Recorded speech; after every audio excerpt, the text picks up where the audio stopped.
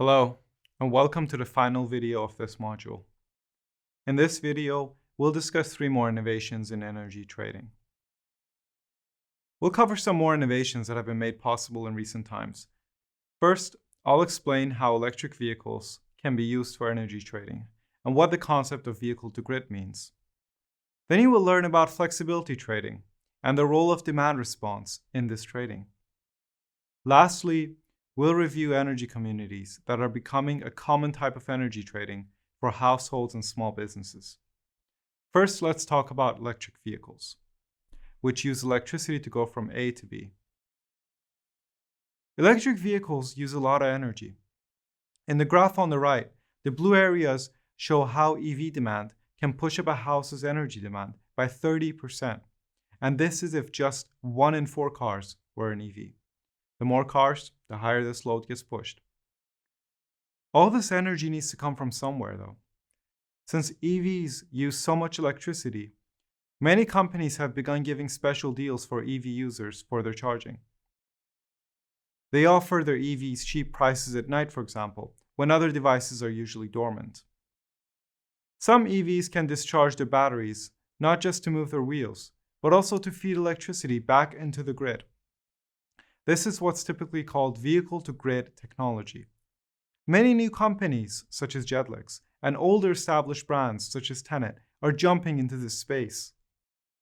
There is much that can be done with this technology, including frequency and voltage regulation, selling on markets, and balancing local renewable generation. These V2G capabilities fall under the general umbrella of flexibility trading. This is when the flexibility of an electricity user is traded as a product in itself. For example, a household might not really care if its dishwasher is turned on at 1 a.m. or 5 a.m. It just wants to make sure it has clean dishes at 7 a.m. in the morning.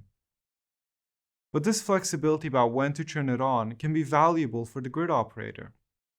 If the household knows that charging the EV at 9 p.m. is expensive, maybe it'll turn it on a few hours later and save a bit in the process. This is an indirect method for flexibility, where the grid operator sends the right price signals to encourage flexibility at the right times.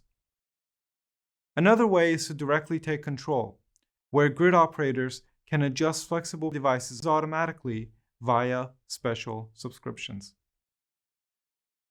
This type of change in demand in response to change in price is called demand response. Now, lastly, let's talk about energy communities. All the new technologies and innovations in the energy system have also changed how energy users organize to trade energy with other entities.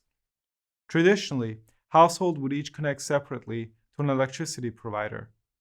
But nowadays, there are many benefits for households and other electricity users to band together and take collective actions in their use of energy.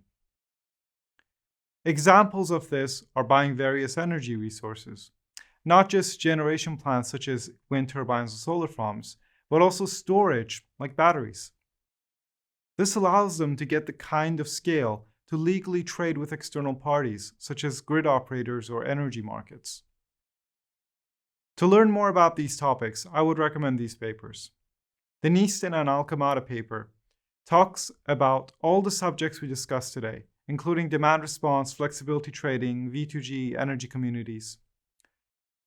The Kempton and Tomich paper is one of the best-known papers about V2G technology.